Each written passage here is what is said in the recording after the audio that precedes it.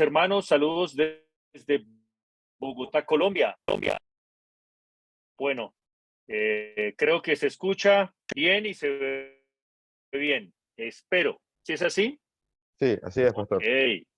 Bueno, entonces, bienvenidos todos, hermanos. Les decía, saludos desde Bogotá, Colombia, donde estamos trabajando en el proceso de plantación de una nueva iglesia presbiteriana, de la cual el Señor me ha hecho parte. Solamente algo de información para los que no estuvieron la última vez o no me conocen. Mi nombre es John Edgar Sandoval y me puede decir John, pastor, capellán, John, pastor, capellán, cualquiera de las tres o las tres, con toda confianza. Mi deseo es que ustedes puedan disfrutar de este precioso servicio que ofrece nuestro seminario. Y como siempre lo hacemos, repito, ¿por qué existe este oficio? El capellán viene de la capilla y es el oficial o el ministro que está cerca.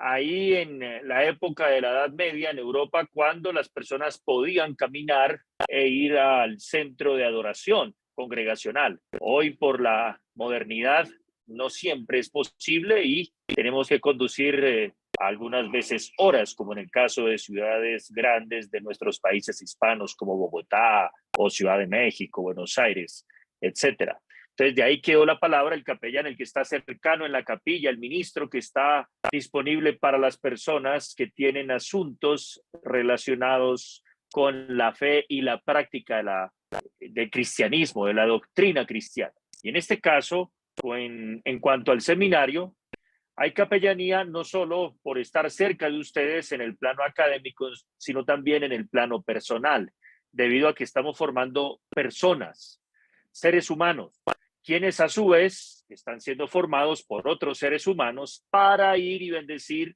en la formación de otros seres humanos. En consecuencia, mis hermanos, no estamos nosotros aquí simplemente ofreciéndoles un libro o tal vez ofreciéndoles un contenido de una manera despersonalizada. Somos personas reales detrás de esa cámara, detrás de esa imagen, de ese sonido, y estamos con todo el deseo de servirles. Además, soy un pastor y al ser un pastor puedo entender en primer término lo que significa vivir el ministerio.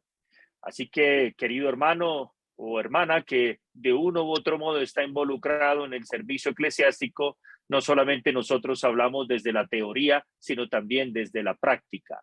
Y además, como les he dicho, soy un hombre que trabaja en la plantación de iglesias, porque en nuestro continente hispano las iglesias reformadas no son muy conocidas, son muy pocas comparativamente con las demás congregaciones con otros trasfondos denominacionales. Y bueno, y este es otro bono aquí por si acaso. Y es que yo también estudié en el SRL. Por supuesto, el SRL era distinto y gracias a Dios por lo que ha avanzado. Y por esas cuatro razones estamos nosotros aquí comprometidos para acompañarles a ustedes en su crecimiento tanto espiritual, doctrinal, como también ministerial. Entonces, creemos que el seminario está para servirles a ustedes en cuanto a una formación integral. También somos pastores, varios de los que estamos aquí conocemos el contexto. Somos personas que también trabajamos en el inicio de nuevas iglesias y comprendemos lo complejo que es iniciar un trabajo en donde no se ha hecho previamente una predicación o una enseñanza bíblica reformada. Y por último, como les dije, yo también estudié aquí, así que algunas experiencias yo les podré compartir. Y en el día de hoy vamos a hablar sobre ética cristiana o ética ministerial. ¿Qué es esto? ¿Qué no es? Lo vamos a ver a continuación. Para ello, quiero que por favor me acompañen con una lectura de la palabra de Dios. Aquí está, sí, aquí está.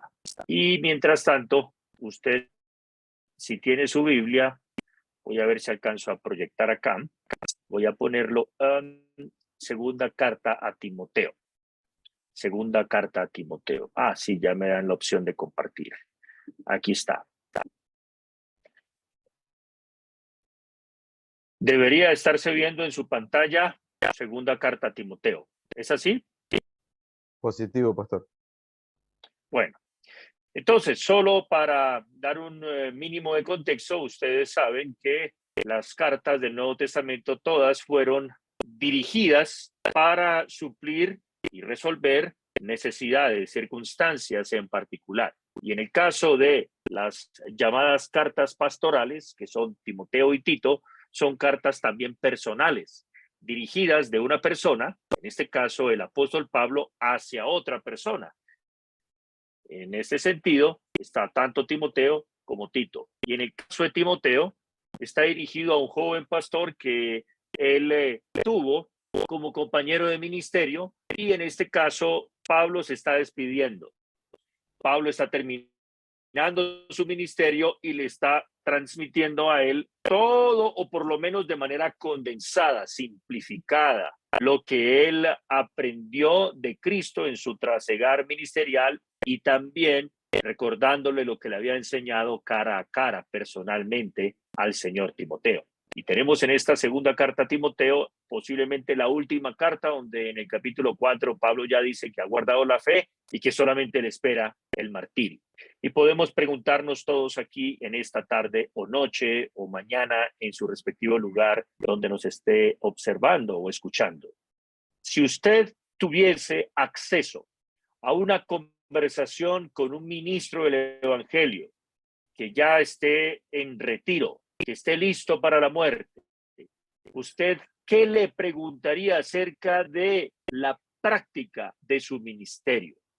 Esa pregunta me la he hecho muchas veces en cuanto a oportunidades que he tenido con teólogos que han sido misioneros, que han sido profesores, que han sido pastores, y no siempre estoy seguro de lo que quisiera preguntarles. En este caso, hay una idea que me llama mucho la atención a mí en el capítulo 2 y la quiero poner aquí a consideración de ustedes, especialmente la mayoría que está empezando este tortuoso y largo camino del santo ministerio. Por eso están en el seminario. Versículo 22, segunda carta a Timoteo, capítulo 22. Huye pues de las pasiones juveniles y sigue la justicia, la fe, el amor y la paz con los que invocan al Señor con un corazón puro. Amén. Quiero que oremos, por favor. Nuestro buen Dios, te agradecemos por darnos segunda carta de Timoteo para nosotros, personas que todavía pueden ser considerados como legos, novatos, neófitos en este desafiante camino del santo ministerio. Ruego, Padre, que me ayudes a entender y a transmitir fielmente tu palabra para el beneficio de mis hermanos y la gloria de tu nombre y la extensión de tu reino en nuestro mundo hispano mientras tú regresas, Señor. Danos el gozo de tu salvación y que de este modo podamos crecer juntos mediante esta corta reflexión. En tu santo nombre oramos. Amén. Bueno, si ustedes han estudiado la segunda carta de Timoteo, en el capítulo 2 aparecen 7 metáforas, 7 ejemplos, 7 asociaciones con las que el apóstol Pablo está relacionando el trabajo de un ministro.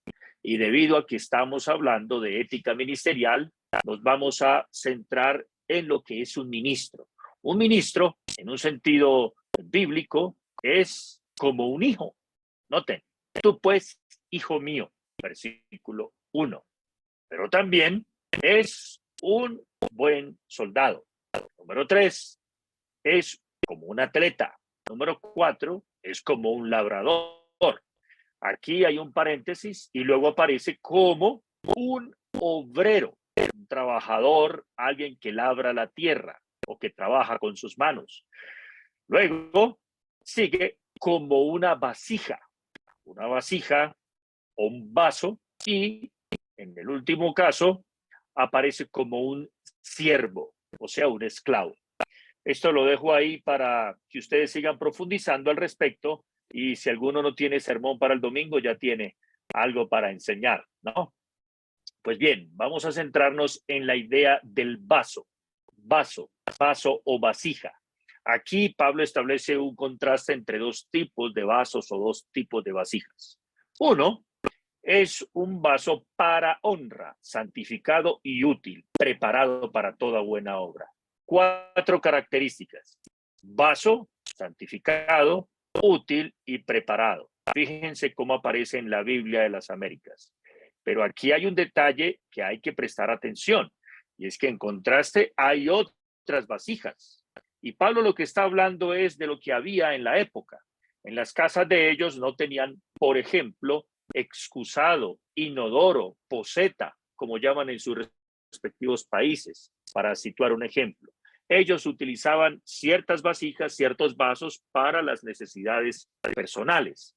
Así que él está entendiendo que hay unas vasijas para unas cosas deshonrosas y otras para otros usos honrosos. Y aquí nos está diciendo que hay ministros, hay servidores dentro del reino de Cristo que son vasos para honra, santificados, útiles y preparados. ¿Cómo saber nosotros que podemos llegar a ser esta clase de ministros? Bueno, aquí nos dice Pablo en el versículo 22, 2 cosas que hay que hacer. Una que hay que procurar y otra que hay que evitar.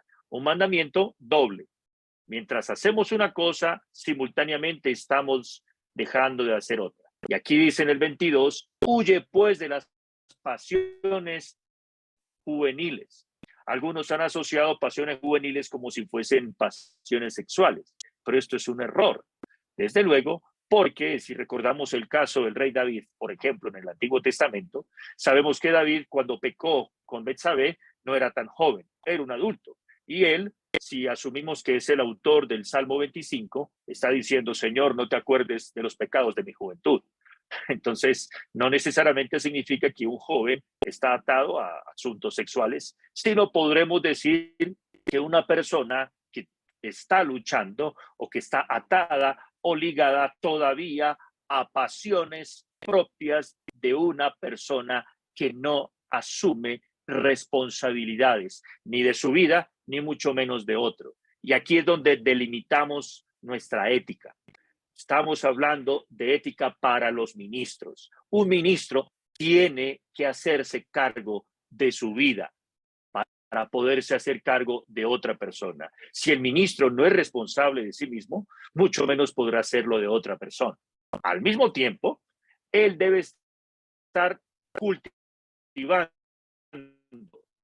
siguiendo, procurando y paz. Si las tomamos, como hacen los hebreos, en conjunto, tienen que ver con la relación con Dios, la relación conmigo mismo, la relación con los demás cristianos y con los que están afuera. Y aquí dice, no como virtudes impersonales, como abstracciones intelectuales, sino, noten bien, en el versículo 22, en la parte B, con los que invocan al Señor. En otras palabras, para uno llegar a aprender a ser un ministro ético, piadoso, santo, íntegro, transparente, requiere aprender a cultivar relaciones piadosas con gente piadosa. Es lo que Pablo está diciéndonos. En este caso, ¿de quién está hablando? Pues de sí mismo. Sabemos por otros textos, como en primera a los Corintios 11, 1 y 2, él dice que los cristianos en Corinto deben imitarlo a él como él imita a Cristo. Y en el versículo 2, ellos siguieron las instrucciones de Pablo. Pero también encontramos en Filipenses capítulo 3 que él dice que deben imitarlo a él y a todos aquellos que siguen el ejemplo de Pablo. Pues bien, Timoteo es instruido en cuanto a su ética ministerial como ministro, como pastor, para que deje de ser inmaduro, se haga cargo de sus propias luchas personales y para ello necesita cultivar, establecer, vincularse intencionalmente con personas piadosas, personas que van por ese mismo camino. Detengámonos aquí en un instante. Y yo no quiero condenar a nadie porque no soy mejor que nadie, pero una pregunta que usted puede hacerse es, ¿cómo ha aprendido usted la fe cristiana? Pregúntese, ¿cómo he aprendido la fe cristiana? La he aprendido mediante un familiar, la he aprendido mediante un libro, la he aprendido mediante o podcaster o youtuber o no sé. Bueno, de la manera en la que usted la aprende, usted va a notar que así la va a ir desarrollando y así la va a ir replicando. Por ejemplo, si para usted su maestro principal de teología es un youtuber o un pastor vía redes sociales, si es un buen pastor, magnífico. Pero hay áreas que usted no va a aprender a través de ese medio. Por ejemplo, ¿cómo usted va a ver si ese predicador peca o no peca? ¿Cómo va a saber usted si ese predicador cómo actúa frente al sexo opuesto, frente al manejo del dinero, frente a los casos de disciplina, frente a su propia iglesia? Ustedes saben que un video todo está planificado, todo está preparado de manera previa, pero al mismo tiempo, ¿cómo ese predicador, maestro, tutor suyo va a saber cómo vive usted? Si usted está o no aplicando ello, si usted está o no aplicando lo que está aprendiendo. Eso genera unos desafíos enormes para los que vivimos en el siglo XXI o los que ya son nativos digitales, la generación que está creciendo. Por ello y por muchas otras razones, es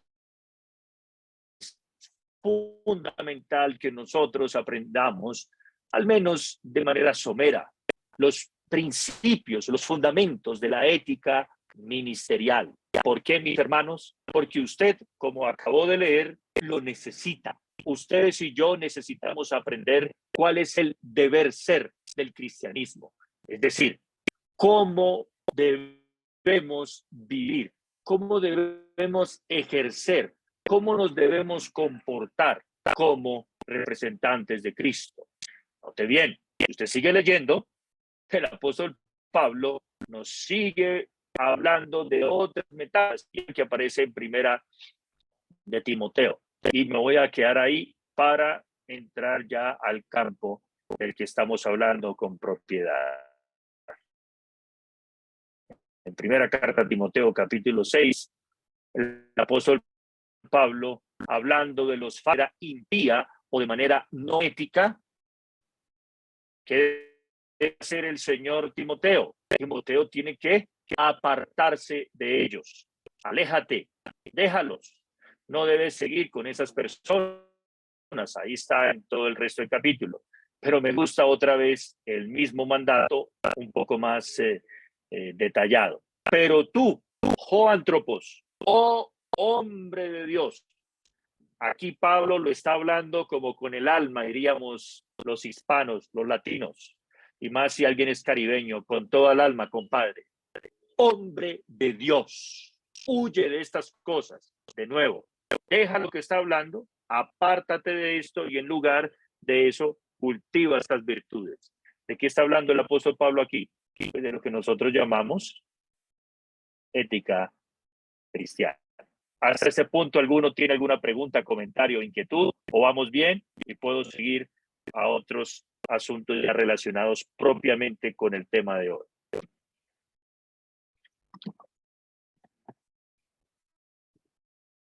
¿Todo ok? Bueno, entonces, mis hermanos, para que lo tengan en cuenta, todos nosotros tenemos aquí en la palabra de Dios una realidad. ¿Y cuál es? Dios nos ha llamado a ser hombres de Dios. Hombre de Dios. Piensen en eso. Hombre de Dios. Si esto es así, entonces un ministro es sinónimo ¿de qué? De ser hombre de Dios. Hombre de Dios. Pero ¿cómo luce eso? Bueno, vamos a verlo en tres partes. Primero, vamos a ver algunas definiciones útiles en este campo. La primera definición es ética y moral. La segunda, ¿qué es ética? Bueno, no lo voy a cansar con muchos términos, pero ética en esencia se refiere a lo normativo. En otras palabras, a cómo deben ser las cosas. Ya nos dimos cuenta aquí que para un ministro, la vara, el estándar, la norma, el ideal es representar a Dios en todo el sentido de la palabra. En el Antiguo Testamento tenemos el caso de Eliseo, a quien las personas cuando lo conocían decían, este es el hombre de Dios. Y no lo decían por los milagros que hacía, sino por la vida que vivía. Hombre de Dios, pero también por las palabras que decía. Lo que él decía se hacía. Así pues, cuando hablamos de ética ministerial, debemos recordar cómo deben ser las cosas para un ministro del Evangelio. En otras palabras, alguien que ose llamarse ministro, pastor, maestro, lo que sea, está llamado a ser un hombre de Dios, un representante del Santísimo Dios. Y frente a la ética aparece la moral. La moral describe las cosas como son. Ahí entran los elementos de las circunstancias, de la experiencia, y ahí está lo práctico, situaciones concretas en particular, la aplicación de la ética. Por lo tanto, mis hermanos, podemos llegar a ser personas con una ética determinada y al mismo tiempo ser personas inmorales, en el sentido en el que no estamos actuando conforme a los principios que se esperan que nosotros estemos cumpliendo o estemos aplicando. Por lo tanto, ustedes van a encontrar esos términos en diccionarios, en libros, y a veces, en algunas pocas ocasiones, los autores invierten los términos. Hay ocasiones donde la moral se refiere a lo normativo, a los estándares, a las reglas, a lo descriptivo. Lo importante es que ustedes entiendan, para que no se van a confundir, que hay cosas que debemos obedecer, cosas que debemos hacer y otras que no debemos hacer. Por lo tanto, mis hermanos, entonces, con todo esto en mente, vamos a definir aquí de qué clase de ética estamos hablando. Estamos hablando de una ética cristiana reformada. Ética cristiana que nos separa de las éticas que no reconocen lo que llamamos sobrenaturalismo. Es decir, que Dios ha hablado, que Dios se ha autorrevelado y que Dios nos ha dicho cuáles son las normas para sus criaturas. Las personas hoy utilizan, por ejemplo, una ética utilitarista.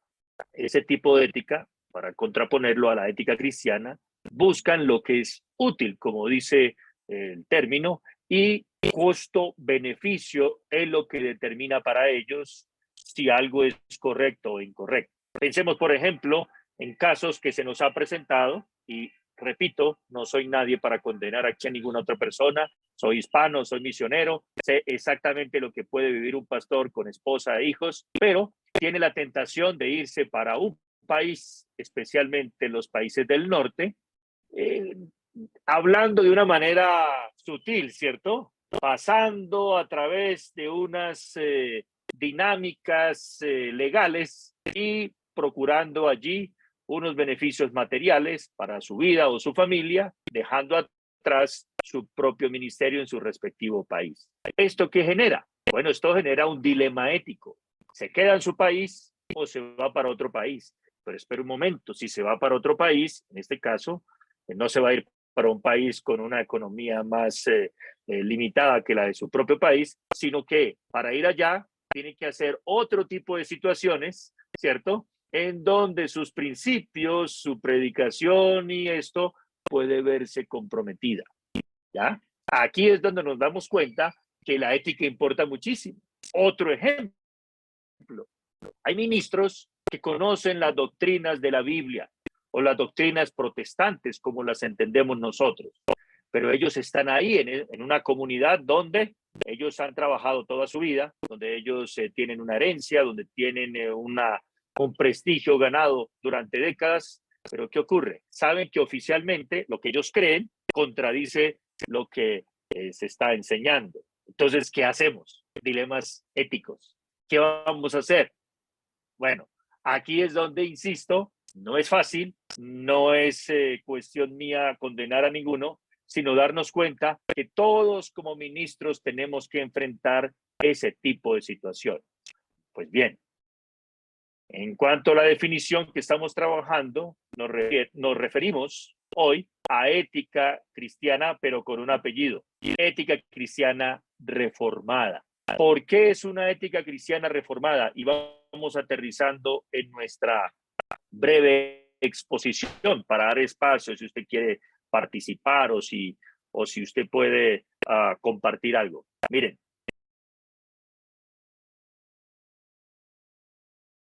Los cristianos también tenemos ética o unos principios o unas aspiraciones de cómo deberíamos ser o hacer o pensar o desear o sentir, pero no todos buscamos una ética centrada en Dios y su gloria.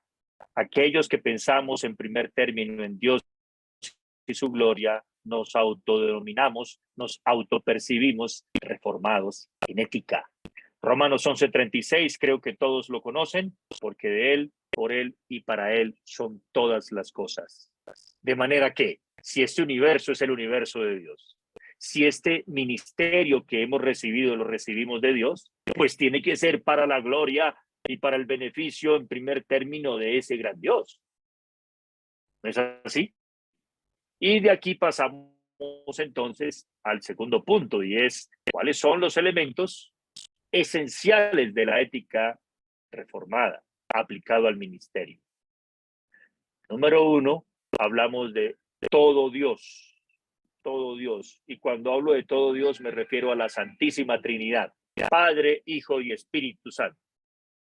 Por eso es que un reformado no puede utilizar al Espíritu Santo o a un sentir del Espíritu para contradecir lo que el Hijo de Dios enseñó. Otro ejemplo es que una persona basada en una ética reformada no puede colocar a discutir a Dios Padre con Dios Espíritu. Es decir, no puede poner a discutir la palabra de Dios antiguo con el Nuevo Testamento. O sea, el Dios del antiguo y el Dios del nuevo. No, son el mismo Dios. Este es el fundamento esencial de la ética reformada. Y en el caso del ministerio, tenemos que pensar nosotros en una óptica teocéntrica. En segundo lugar, esta óptica teocéntrica nos lleva al concepto de revelación. Todos los cristianos y los teístas, por definición, estamos de acuerdo en que Dios ha hablado. Musulmanes, judíos y cristianos estamos de acuerdo en algún concepto de revelación. Solamente los cristianos creemos que el Antiguo y el Nuevo Testamento son toda la revelación de Dios. Pero hay cristianos que creen que hay más revelación aparte del Nuevo Testamento. Nosotros los reformados decimos que no. Dios se ha revelado en su palabra final en el Nuevo Testamento. Sin embargo, también creemos que afuera o más allá de la Biblia, Dios también se ha dado a conocer por medio de la creación, de la conciencia y de la historia humana, pero esa revelación que llamamos general no es absoluta, no se puede interpretar sola, tiene que interpretarse a la luz de la revelación de la palabra de Dios.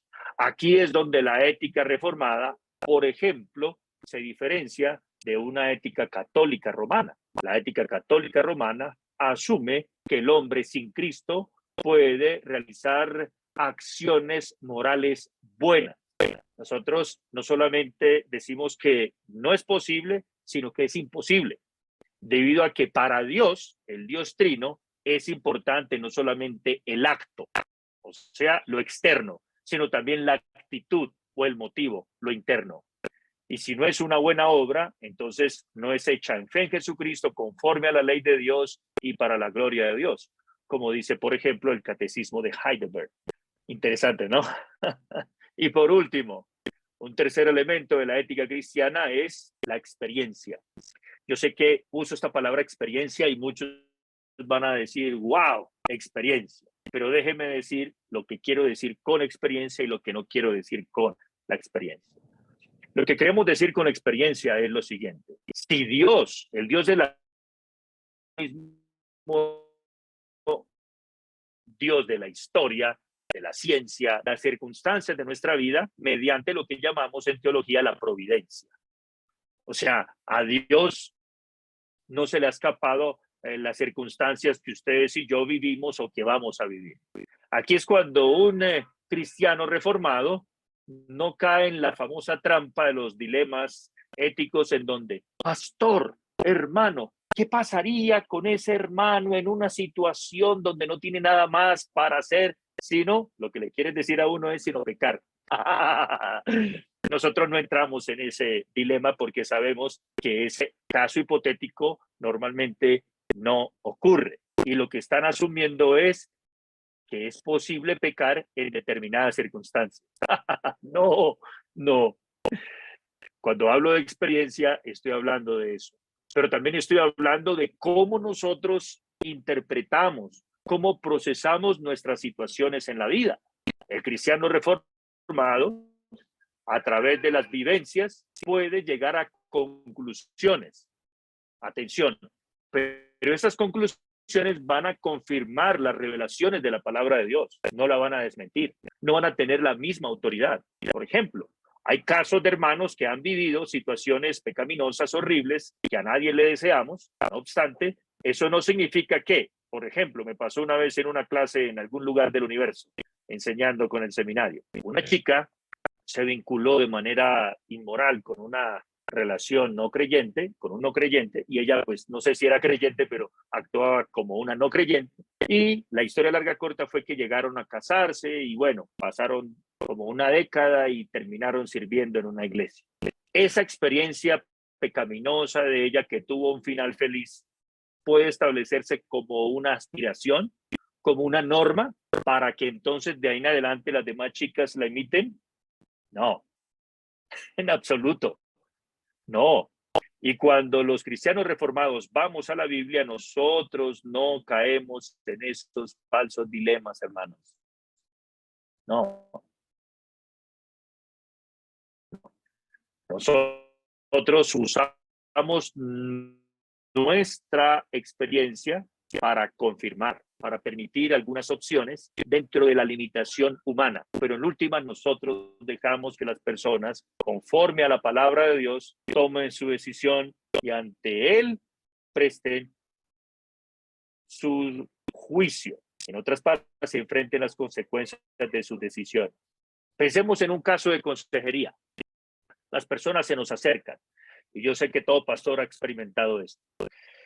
Pastor, ¿qué dice la Biblia sobre esto? Si él lleva 5 años o 10 años miembro de la iglesia, él ya tiene la respuesta, ¿cierto? Él ya sabe, el hermano ya sabe lo que hay que hacer y lo que no hay que hacer. Ahora, si el hermano es sincero, pues el hermano está buscando una ilustración, una motivación, una forma de aplicarlo de manera más específica. Pero nosotros, si somos sabios y entendemos este asunto, éticamente hablando, le vamos a decir, hermanos, la Biblia dice esto, y esto es una norma obligatoria de cumplimiento. Sin embargo, yo he aprendido esto y esta es una opinión, pero usted puede buscar una opinión adicional porque Proverbios dice, ¿cierto? En la multitud de consejeros, note bien, no en la multitud de consejos. O sea que yo le dé, el único pastor, 20 consejos. No, yo, más otro pastor, más otro, y la persona tome su decisión en últimas, porque somos personas racionales, individuales, y tenemos que actuar en últimas. Pero ¿qué me he encontrado con algunos que dicen ser teólogos reformados, pastores reformados? Que si la persona no hace lo que ellos dicen, y no en la Biblia, entonces se enojan y los condenan y los expulsan de la iglesia. Una vez fui a una denominación, a un grupo religioso, realmente es muy difícil que esto sea una iglesia donde de los 25 miembros, 20 estaban en disciplina. ¿Y por qué estaban en disciplina? Porque habían desobedecido los consejos del pastor o del equipo pastoral. O sea, y le pregunté a algunas de esas personas, bueno, muéstreme cuál de los 10 mandamientos violaron ustedes. El primero, ¿cuál? No tendrás dioses, perdón, otros pastores ajenos delante de mí. Hermanos, ¿eso qué es? ¿Y es iglesia reformada X, Y, Z? No, no. Pero también me he encontrado algunos pastores que dicen, hermano, reformado, ¿no? La Biblia dice, pero yo os digo, ¿cómo? Sí, porque es que Jesús nos habló para esa época. Eso no es un reformado, ese es un liberal dentro de la reforma protestante. O sea, abandonó la palabra de la revelación y él ahora se antepone a ella. No. Conclusión, para dejarlos hablar, que yo sé que esto se pone bueno, ¿cierto que sí? Y yo no voy a responder todas las preguntas, tal vez no responda ninguna, pero tenemos al hermano Lemuel y ese sí nos va a aclarar lo demás. Miren, hermanos, de todo corazón, este es un tema muy difícil, ese es un tema muy complejo, pero es un tema muy necesario por dos razones. La primera ya la conté y algunos ya seguramente se olvidaron de lo que yo hablé al inicio o no entraron a tiempo o lo van a escuchar después en grabación. Tenemos un desafío con las redes sociales, no lo podemos negar. Tenemos un desafío con las redes sociales y hay cantidad de casos donde la gente pregunta, hermano tal, yo sigo al pastor famoso de tal país con miles de seguidores de YouTube. Magnífico. Y bueno, y resulta que ese pastor me dice que yo le diezme a él, que yo le pida consejos a él y bueno, lo que sea. Bueno, ¿y en qué le puedo colaborar? Bueno, pues yo estoy pensando en cómo hacer porque pues yo hago parte de la iglesia de él, ¿cierto? Pero al mismo tiempo esa persona dice que es miembro de una iglesia particular en su país de origen y entonces tiene un dilema, ¿no? Entonces sigue el pastor famoso de YouTube que le dice cosas, le pide diezmos, etcétera, pero el otro pastor que tal vez es del campo, de una montaña y solamente tiene, no sé, 20 miembros, pero el otro tiene 100,000 seguidores. Entonces, pues usted, pastor, en su opinión, ¿a quién debo seguir? O sea, ya está claro, ¿cierto? ¿A quién le está dando más autoridad? Pues al pastor famoso. Y segundo ejemplo, que es un desafío tremendo, es el siguiente. Los cristianos estamos resolviendo nuestros problemas en redes sociales. ¿Han notado?